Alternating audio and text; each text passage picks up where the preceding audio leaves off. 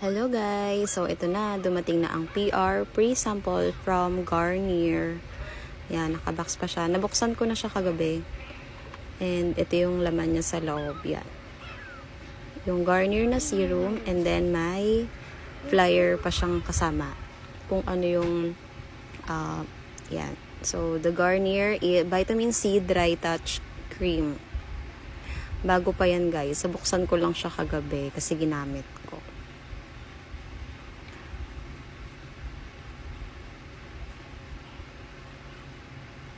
So, ayan siya. And brighter skin with Zero Lag Kit, Garnier Vitamin C Dry Touch.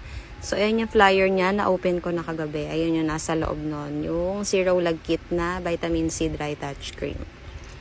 Yan, makikita nyo dyan na 48 hydration siya sa face. And then, may instant matte effect siya.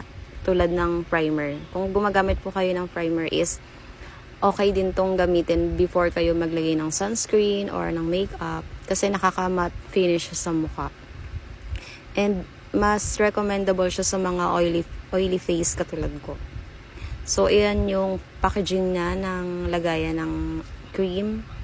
As you can see, simple yellow lang siya like the color of Garnier. And then, small lang siya pero ang dami niyang laman sa loob, guys. So, mas maganda siyang gamitin and i-apply. But, wala siyang spatula na kasama. Much better sana if may spatula siya na kasama. So, let's open the cream. Yan, yun nasa loob niya. As you can see, kitang-kita naman na talagang dry matte siya.